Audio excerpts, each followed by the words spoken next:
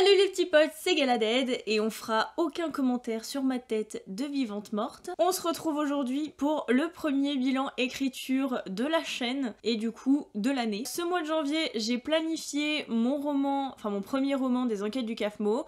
Du coup, je vais vous partager ma méthode. Je me suis aussi rendu compte d'un petit souci concernant en fait du coup la fin de la saga Médaillon. Il faut savoir qu'en fait, pour vous contextualiser un petit peu les choses, ma saga policière se place à peu près 1000 à 2000 ans après la saga Médaillon. Donc il me faut absolument trouver la fin de la saga Médaillon pour pouvoir voilà, avancer sur de bonnes bases sur les enquêtes du CAFMO, parce qu'il y a plusieurs choses qui dépendent de cette fin, notamment peut-être les personnages en eux-mêmes ou les relations entre. Donc je vais vous expliquer comment on s'y prend pour écrire la fin d'une saga alors qu'on n'a même pas écrit la moitié.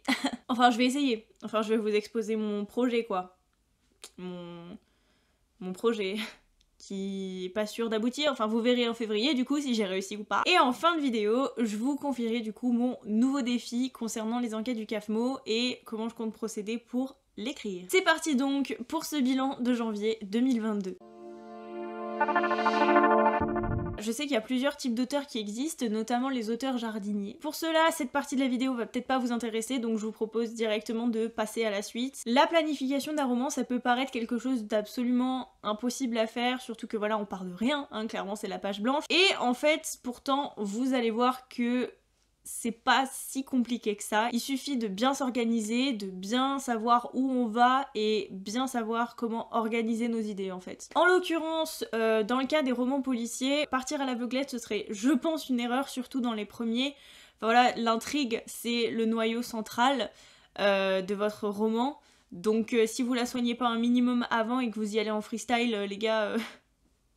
voilà quoi. Pour un roman policier, il faut que vraiment chaque indice, chaque petite partie d'intrigue, même chaque petit élément soit placé de manière optimum. C'est-à-dire que comme tous les éléments se recoupent entre eux, on peut pas en fait dévoiler un élément qui risquerait de trahir le fil conducteur de l'enquête. Donc je vais vous donner une méthode simple que j'utilise depuis la nuit des temps, même pour Médaillon, mais que j'ai un petit peu optimisé on va dire pour le roman policier. Si vous me suivez sur Instagram, vous avez probablement vu mon post du coup avec mes fiches volantes. C'est des fiches de planification, donc c'est un tableau Excel hein, que je fais très facilement sur Excel. Première colonne, généralement ce que je fais c'est que je place le narrateur et les éléments d'intrigue qui apparaissent. Donc voilà, vous mettez le nom du narrateur du chapitre.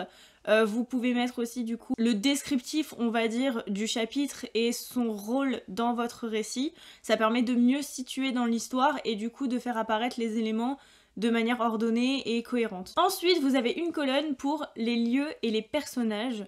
Donc pareil, ce sera une colonne dans laquelle vous allez mettre le lieu ou les lieux où vos personnages vont se rendre dans votre chapitre et du coup les personnages acteurs qui parlent et qui ont un rôle dans les dialogues, les autres qui sont juste figurants.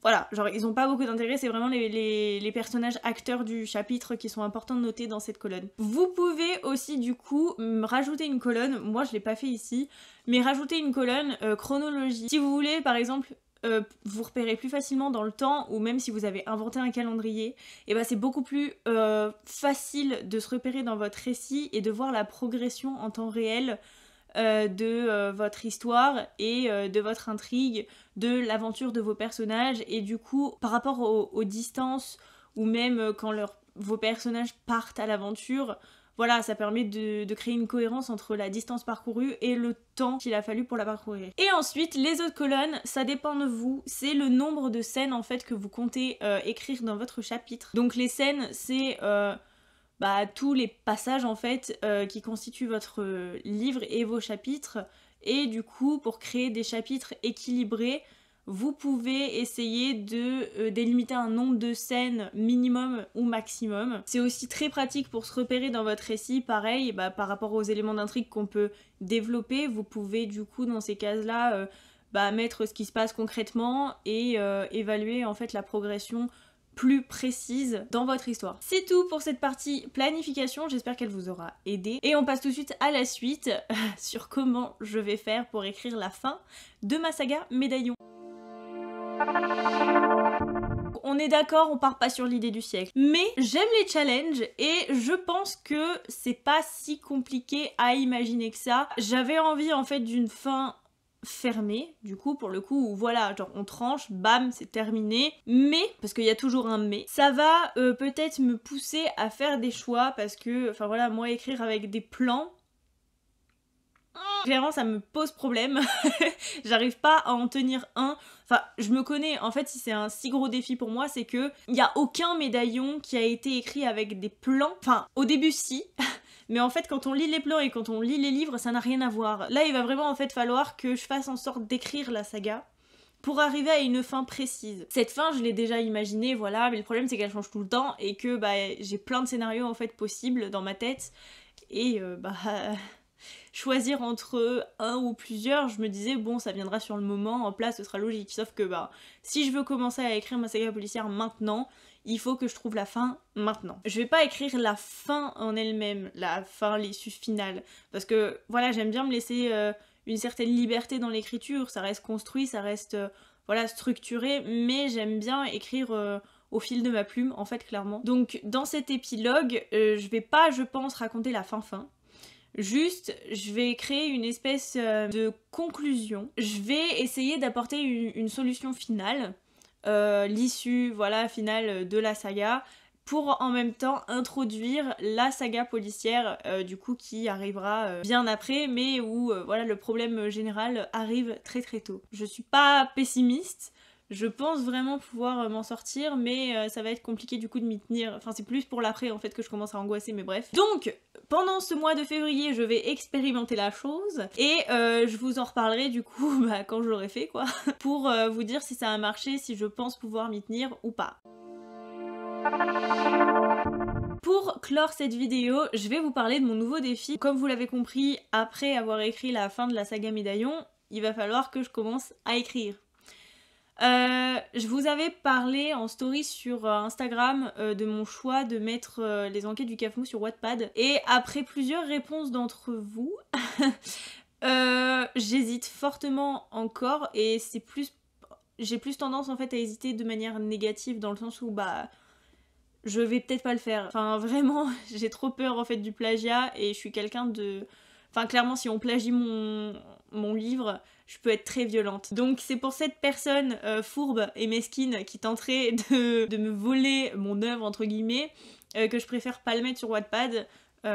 Voilà, après je vous partagerai quand même peut-être des petits extraits si ça vous dit, dites-moi en commentaire du coup si vous êtes chaud. J'en ai parlé aussi sur Instagram dans mon dernier post, mais j'avais envisagé de faire 2 chapitres par semaine. En soi c'est un peu énorme, enfin c'est un peu énorme dans le sens où j'ai des activités à côté et que je fais pas que ça de mes journées. Donc je pense pour l'instant faire un chapitre par semaine pour commencer en février. Au mois de mars ça va se décanter normalement au niveau de la charge de travail.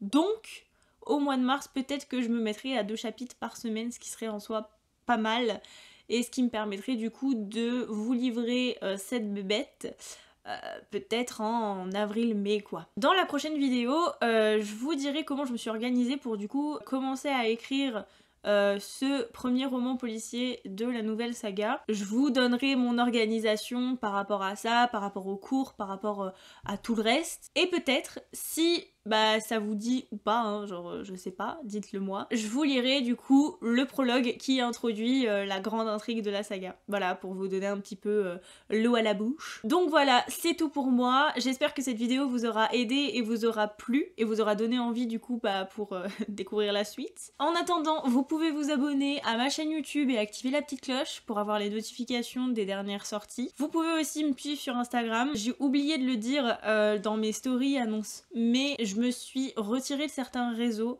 parce que bah de 1 j'y passe 0 temps, de 2 je préfère me concentrer sur YouTube, Instagram et mon blog pour le moment et pas m'éparpiller trop pour vous livrer un contenu voilà de qualité et pas faire de la masse juste pour faire de la masse quoi. Donc voilà, si vous voulez me suivre un peu partout, et ben venez.